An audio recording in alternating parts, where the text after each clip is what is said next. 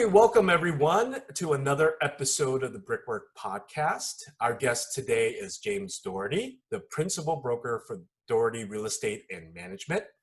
His market area consists of properties along the new Crenshaw LAX Transit project and City of Inglewood around the new Los Angeles Rams Stadium. In the last 12 months alone, James has closed $40 million with another $15 million in the pipeline. Welcome, James. Thank you so much. How are you doing today? Great. Thank you again for coming on, agreeing to do this. We're you were an early adopter. We were just talking before this, but the mixer in the downtown office when we were all pre-pandemic and Right. able to network normally, but And shaking hands wasn't a taboo thing at the time.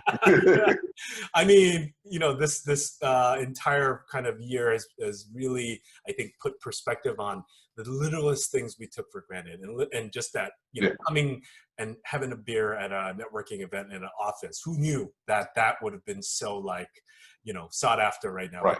I could sure use a few in a session moving forward. So yeah, let's get right into it. So what we've done right now with our guest prior is just wanted to get kind of from you, where you grew up and what brought you to Los Angeles, because we're such a Los Angeles centric company right now, right, with Brick+Work and kind of our users. So if you could get started from there on where you grew up and what brought you into working in real estate in Los Angeles.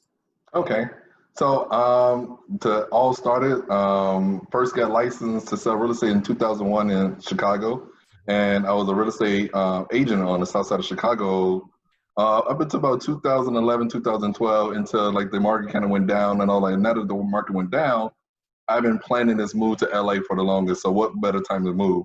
And also, it's a stigma on residential agents, commercial agents. So having that switch over in my career, I thought like, hey, starting over in a new city is going to be very difficult. Starting on a new base, a new book, and different things like that. So I took the leap. So I've been out here since 2000. I've been licensed out here since about 2012. Opened up my own real estate brokerage about a year ago. So now that's what brought me to Los Angeles. I came out here, gave myself 6 months, and it's been 9 years later. That's great. Wow. Okay. So, what was kind of your major draw for commercial versus residential? Like what was it in particular that kind of, piqued your interest? It's interesting because I always had a fascination for commercial real estate, even when I was a little kid. It might sound weird to everybody, but I wanted to go into commercial real estate brokerage. And actually coming out of college, when I graduated from school, graduated from Morehouse College, only thing I interviewed for was commercial real estate firms and interviewed for all of them. And not one person gave me an opportunity. So not one. So I wind up taking a sales job working in Nestle USA. And I got my real estate license on the side while I was working in Nestle. And I kind of built my career up through that point. It started with small condos, went to single family homes, went to multi-units. Then I started selling large multi-units and vacant land for condo developments on the south side of Chicago. So that was my entry point to commercial real estate. Oh, wow. Okay. And Nestle, don't they have a corporate headquarters in Glendale? Is that the office that you worked out of? Or? Yes. Yeah. Actually, no, interesting. So when I first got hired with Nestle, I was hired for the Glendale office. Oh, you were? Oh, perfect. So, I'll be out in California. I could do real estate in California. Perfect. So within my second month working at Nestle, they did a reorganization. I just got hired, reorganization, and they were like, hey, James, we need people to cover the Midwest. So they asked me to go back to Naperville, Illinois. So I was like, wow. So I was trying to get away from going back home, but I wound up going back to Chicago after graduation. Okay, nice. So that's how I ended up back in Chicago after graduating, and I was in Glendale, California for about a month and a half. Didn't even get an apartment yet. I was still in corporate housing. In corporate housing, nice. Okay, so what's been kind of your adjustment period from Chicago to LA? What are some of the things that kind of that you've gotten used to or were surprised about, like moving here, that you didn't? Well, everybody knows the cost of living. The cost of living is much different, and what's come with the higher price cost of living is a higher price commission. Right. So I was like, hey, got to go along with that. And pretty much out here in California, the land values are so much higher than Chicago, which is still a major city, still a strong job market, a lot of things going on in the Midwest. But the value of land out here in California is still astronomical compared to that. Yeah. And definitely working with a lot of out-of-state out-of-state investors, it helps me like walk them through and navigate them through this process, because they a lot of times they don't understand, like, wow, I'm not paying $10 million for an acre. I'm like, well, if you can get $2,000 for a 600 square foot apartment, then you're going to pay that $10 million for an acre. Yeah. So that's what they're like noticing. So just the actual, once you get past the cost of the land and the cost of the different projects, it's pretty much all the same in the numbers, but the numbers is much larger out here in California. Absolutely. So now let's go into kind of moving into working with real estate developers. So how did that start for you, that process of understanding, what they need, and also just networking with them? Like what shifted you into development? So when I first started doing commercial real estate, everybody starts the same way, cold calling. Mm-hmm. So got on the phone, started beating on the phones early on in my commercial real estate career out here.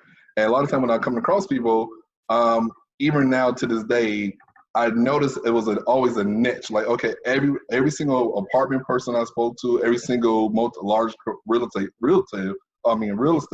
or retail development already had a person they was working with.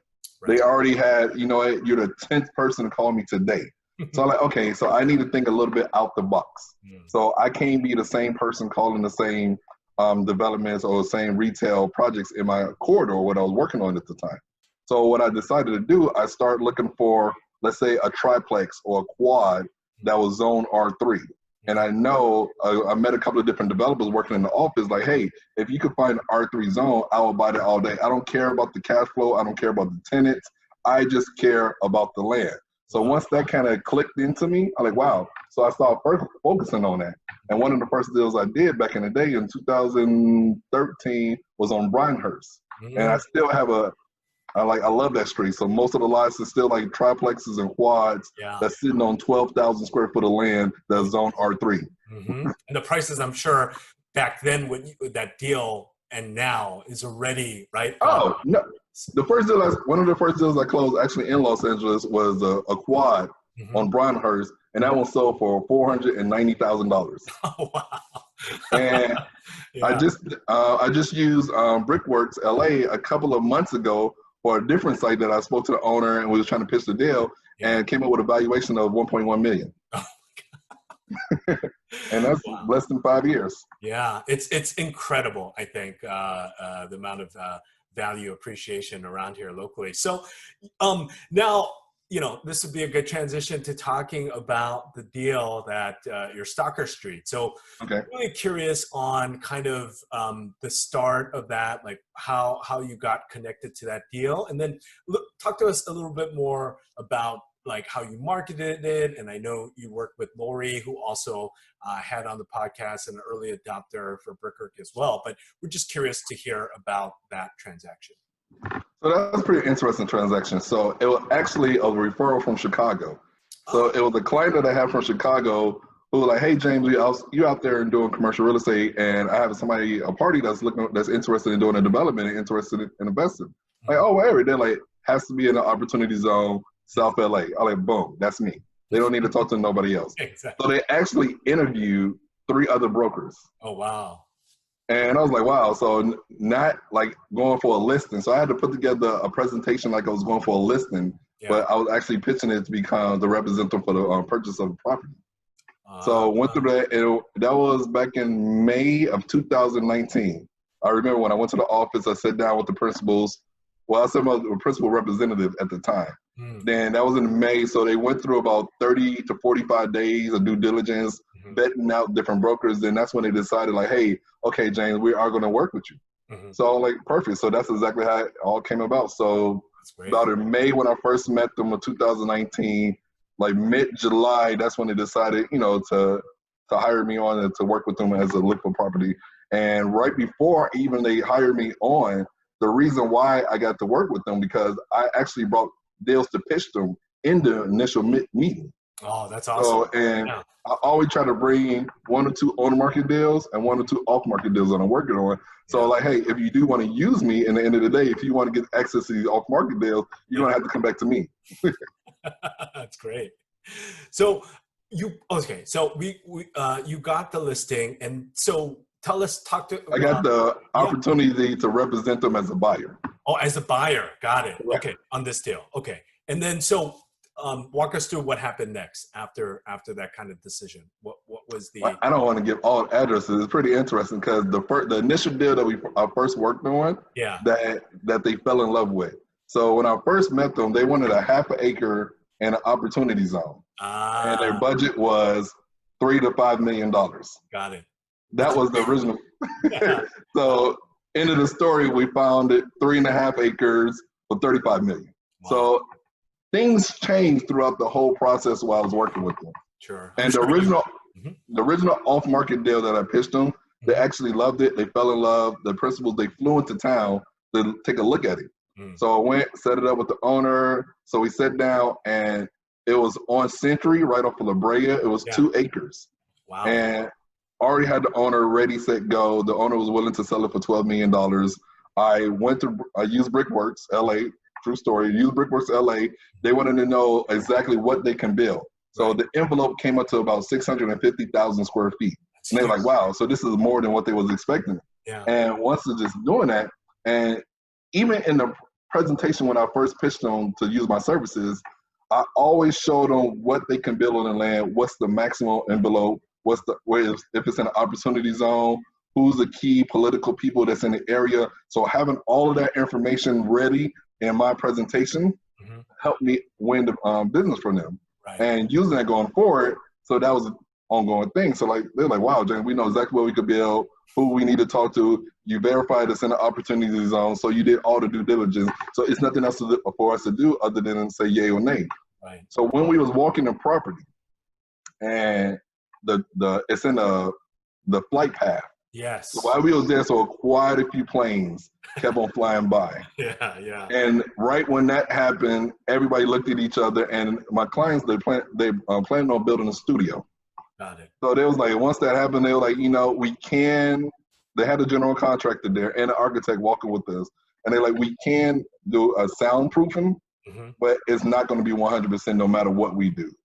So just having that, so we went back to the drawing board. But the interesting thing about that, I kind of reached out to a lot of different commercial brokers in the area who had product or who either like kind of send me emails. And that's how I first met actually Cameron. And Cameron introduced me to Lori. And so that's how I first started talking to them. Then they were like, James, well, we don't have 2 acres. We have shy of 2 acres on the development. I'm like, okay, that's interesting. So they sent me the information, so I kept it in my back pocket. So once that deal over at the other place on Century just went kaput, they were like, okay, James, we're done. You got anything else to show us? Actually, I'm like, hey, I got one other quick thing I need to show you real quick. Yeah. They're like, is it 2+ acres? I'm like, it's not 2+ acres, but we may be able to work out a deal here. They're like, okay, what can we build on it? So I already did the due diligence, already did the Brick+Works LA. So they saw the maximum what they could build there, and there's no height restrictions. Yes. And that was a very big thing with them. Like, wow, no height restrictions, and it's in an opportunity zone. It's in Baldwin Hills. It's in South LA. So it hit all the points, but it wasn't a big enough site. I'm like, well, let's worry about this later. So we took a look at it, and they fell in love with soccer right then and there. They actually fell in love with the location. Yeah. But the only thing they was only selling 2 of the 4 buildings at that point. That's okay. So they was only selling 2 of the 4 buildings, and I know when I spoke to Lori, she like, it may be an option to get the other 2 buildings if for a strong enough offer. So I was telling my clients like, oh yeah, no problem, we could package the 4 buildings, but they wasn't marketing that. Even the 2 buildings wasn't on the market yet. So they were working with that. And my clients are also interested in doing the mall deal. And I did a due diligence on the mall deal and also the Macy's. So we went over there, we took a look at the other properties, and they're like, well, this is just not in this is not in our wheelhouse. This is not what we're interested in. Let's go back to the Stalker deal. Yeah. So that was about August. Wow. It was about August. And it was a 60-day close in August. And you know, with any commercial real estate deal, you're going to run into. Oh yes, throughout that process. Yeah. Then everything was done. We got down to the price, we got down to the terms, and we had a scheduled closing for mid-April. And what happened the first week in April? COVID. Yeah, right. So we couldn't do the inspections. We couldn't get the appraiser to come out there. I couldn't get any of the service people to come and do anything around the building, because that's when LA first went on lockdown. Right, right. So that became a very interesting point. But we actually worked through that throughout the COVID, and we still got the deal closed. Wow, that's amazing. That's an amazing, amazing story. So, you know, I just kind of now wanted to touch base with you moving forward, because that relationship is now solidified, right? So any, yes. Yeah, right. So any future projects, right? You're able to do that. And even before this podcast started, I kind of threw out there that we have something coming up, and I think I'm okay on announcing it here, because we're gonna. Okay. This podcast will probably come out after that announcement. But so we have that KTGY partnership where, in that case or any other use case, when you are talking with developers, right, on potential sites, and you know, our Brickwork reports provides kind of the max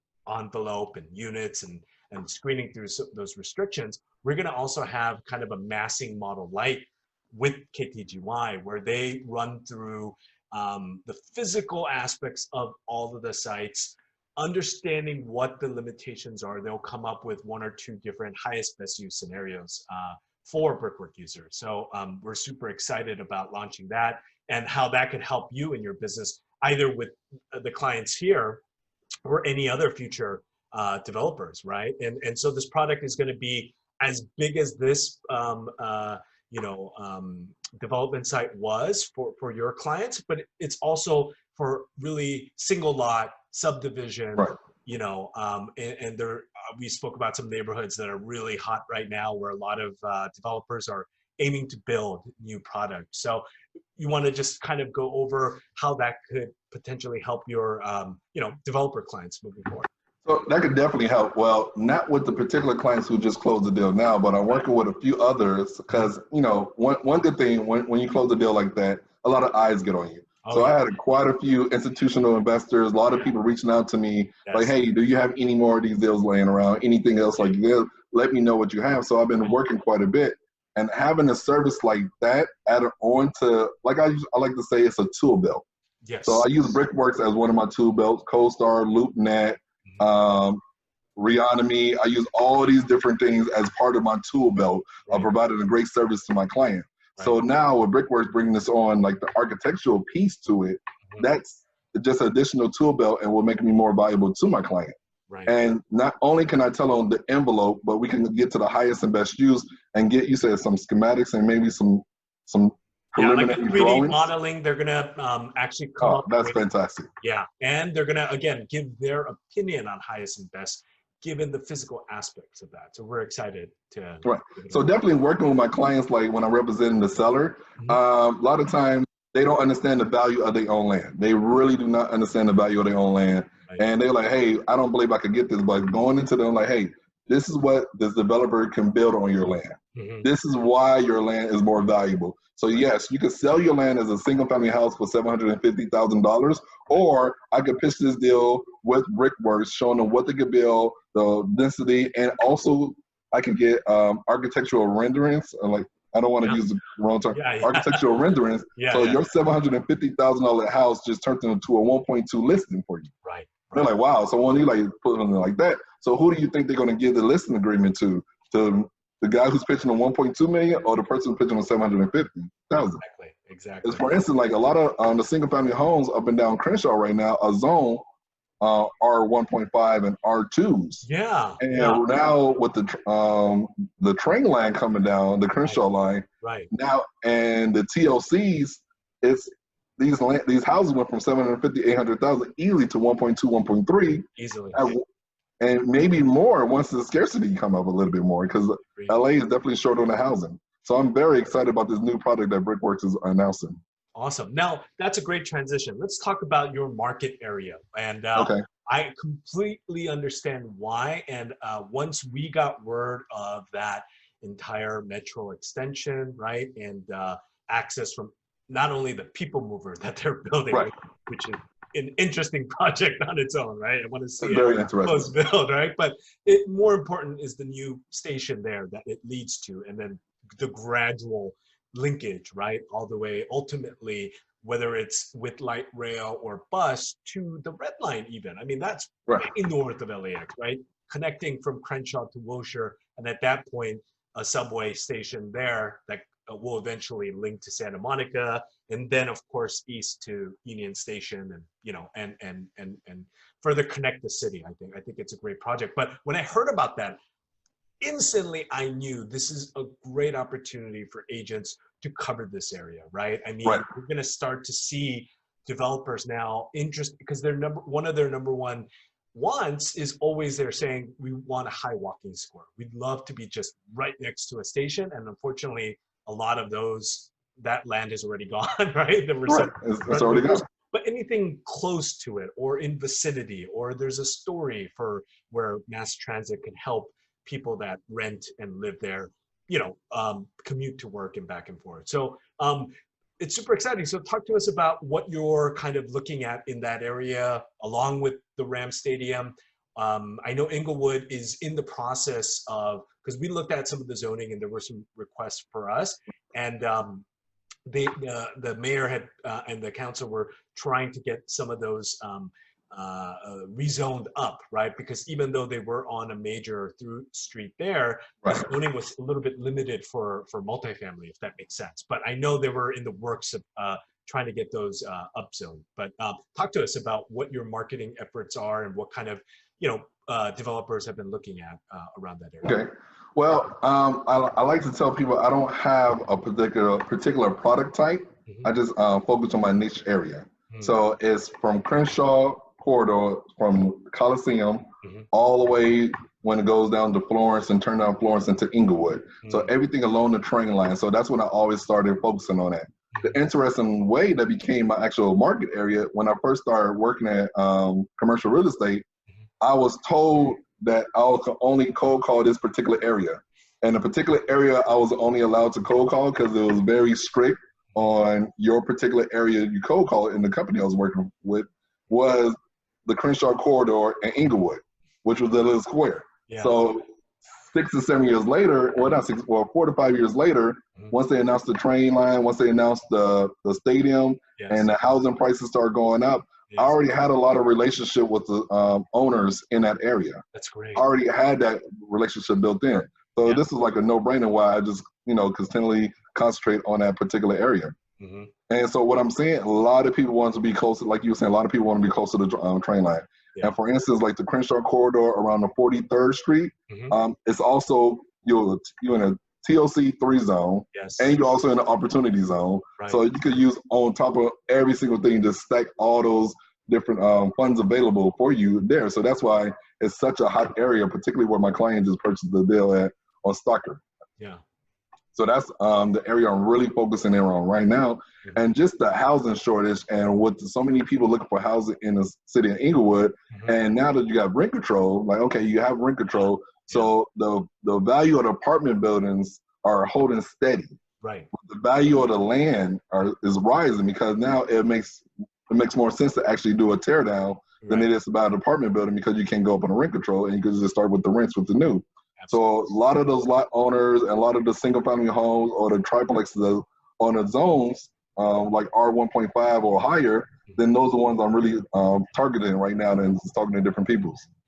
Absolutely. Yeah, I couldn't agree more. I think there's that early work that you did networking is going to Right. pay through right now based on that. And so that's we try to tell our users, and when we market to brokers, is a key thing is that these projects get announced also with specific plans or updates to the master plans for cities. And so yeah, it does take a while, and even though they're in drafts, sometimes we don't know when it's going to be in effect. But like Hollywood has been kind of in limbo for a couple of years now. But eventually they will. And so early work marketing and establishing relationships with the owners is vital and key for brokers, because I think what you just mentioned, is that even if you're in differing parts, if you know that something is potentially coming up in the pipeline, and when it does, that's when the upside happens for a lot of Right. owners. So can't agree more. So, last kind of parting thought, I guess I wanted to discuss you closed Stalker right when COVID hit, right? And so kind of wanted to touch on that subject. I know every webinar talks about post-pandemic, what commercial real estate is. And you know what? The factor I think is we don't know yet. We don't know. Right. We don't know. Yeah, it's hard to predict. But for development, it's a different matter. I think speaking to developers offline for us as well, the big takeaway has always been they're long in Los Angeles, just overall, right? In 5-10 years, there's just so many reasons why the growth will happen in the LA and Southern California area, right? Too many different reasons why. So that's not stopping them from building. They're just making adjustments now, I think. Correct. Right? So like design, if one developer, Steven, had mentioned that, they're looking more about the designs for their units where they make kind of a semi-home office, right? So instead of you converting a bedroom, why not just have the amenity of a home office inside your unit, and also co-working sites? Because I think, post a vaccine, people are still going to want to work together, right? And collaborate. I think that still doesn't go away, given the scenario. So I guess just talk to us about, what your thoughts are, some conversations that you've had with your developer clients on that kind of like being bullish on LA. So it's still a very hot market. It's 100 degrees in Los Angeles this week, and it's 100 degrees in the real estate market as well too. Right. It's, even though COVID slowed the process down a little, but once people adjusted and pivoted, now I'm seeing like the market is just picked back up, escalated very fast. Yeah. And what I'm seeing adjustment, I'm seeing less retail. So I am seeing a little less retail, but I'm seeing more apartments and interesting like specialty developments. And when I say specialty developments, I don't know what it is. It's interesting. So my client, they are planning on building a studio on their site with some work office space. But everybody who's been coming up to me and the new people I've been meeting recently, I have 2 other clients that are looking for space to build a studio in South Los Angeles. So I find that very interesting. I know it's a couple other talks with other people looking to build studios, because what happened was a lot of times once the Hollywood shut down for a period of time, and now it's backed up, and they realize that they don't have enough studio space to get these ideas to the public. And you got places like Netflix that's turning out, things quickly and different processes and streamline the process of making movies and television and even commercials.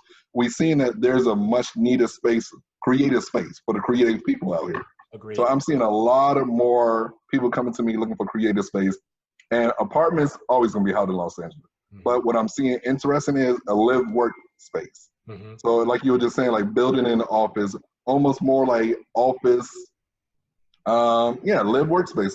It's like studios like in New York, larger spaces, so you have no identifiable space, but you can just set your bed up and different things like that. So I'm seeing a lot of live workspace, I'm seeing a lot of studios, and I'm seeing less retail, and that's what I'm seeing the market is going to right now. Yeah, the studios is fascinating. I read, Hudson Pacific Partners. Yes. Yeah, they're brilliant. I followed them well. Victor Coleman, the founder. Yeah, us too. Yeah, I'm just big fans. Shout out if he wants to be on our podcast in the future. But so they have that West Side Pavilion, which was brilliant. How they converted that to office, got Google in there, and signed for 7 years, and that is a massive office space. So that's a win for them. I saw something recently where they bought a lot of the Sunset, I think the Gower Studios, right? And that was kind of a portfolio, and they sold 49% of that to Blackstone, which again, I think Blackstone's strategy there was exactly what your clients or your developers are doing too, is they're seeing a need for flex studio space, right? On demand, like streaming is just only going to keep going up. And this pandemic has been an accelerant. I don't know about you, but I'm watching all the titles in Netflix and already going, okay, where's the next one, right? So Right. yeah, I'm not the only one, I'm sure. But so you're right. That is a huge demand, I think. And again, what better to redevelop for, right? I think you have a lot of these open retail, even Right. there's so many bankruptcies going on, unfortunately, right? But I don't think, you know, we can only look at that one-sided where it's just bad news and there's nothing to be done. Oh, No, no. that just creates a way to redevelop that space, right, for the owners and get the new highest best use on there. So it's just more of transition, I think. That's what I see it as versus, oh, if there's going to be an end of days for all retail or all business. Right. No. Area. Yeah. And interesting you say about that. A lot of the buyers who's coming into the market, a lot of investors are coming into the market right now, thinking they're going to get a premium. I'm like, Yeah. it's not. I'm not seeing a lot of. You're not getting a lot of discount on real estate right now. Yeah. Now, unfortunately, we are going to have some businesses that's not going to survive this, and we're going to have some of the big retailers that's not. But I'm already seeing so much, so much like interesting concepts and creative concepts that's coming along to deal with the big boxes. Right. And like you were saying, that one big box can become a small studio for somebody. I spoke about that on the last podcast too, how read about, what is it, Simon Property Group, right? Right. Talks with Amazon to convert the Sears and JCPenney, which are massive spaces in their mall portfolio, right? To be fulfillment centers. And Amazon, I'm sure, is game because they've made the best quarter ever, right? During this Q2. So good for them. But again, I think LA is prime with opportunity, and it takes brokers like yourself that kind of gets ahead of that, understand the landscape, understand their market area, understand what the demand is going to be, and then, like you said earlier, arm yourself with the right tools that the developers need and the clients need to go, okay, well, if we could trust that James understands, has our back on kind of using a good, land use report like ours, and also some other tools around there to kind of help them with what they're wanting to do with that property. It's a win-win for both of you guys. So, a lot of the big investors, a lot of the investors out here in LA, they probably get brokers calling them on a daily basis. Then you have to separate yourself from the other brokers, and utilizing the services and the different tools that I use help me set myself apart from the other brokers. And I'm like, hey, I already spoke to the owner. They're willing to sell at this price. This is what you could build here. This is the land value. This is the envelope you could build. This is the estimated cost. And this is how you could exit out of this deal. And when a developer comes to me and when I talk to him about that, like, wow, yes. Nothing else to do but say yes, and let's go get it done. Absolutely. Well, oh man, I thank you so much for this conversation. I think it was super insightful. It's going to be helpful for our listeners. And congrats on that, transaction. But it's going to be, I can already tell it's going to be one of many coming from you. So my whole goal is I don't want that to be the largest deal that I closed. Absolutely. It won't. Yeah. It will not. Okay, great. Well, thank you so much again, James, for being on. Thank you everyone for, watching, and look out for the next episode. Thanks so much. Thank you so much.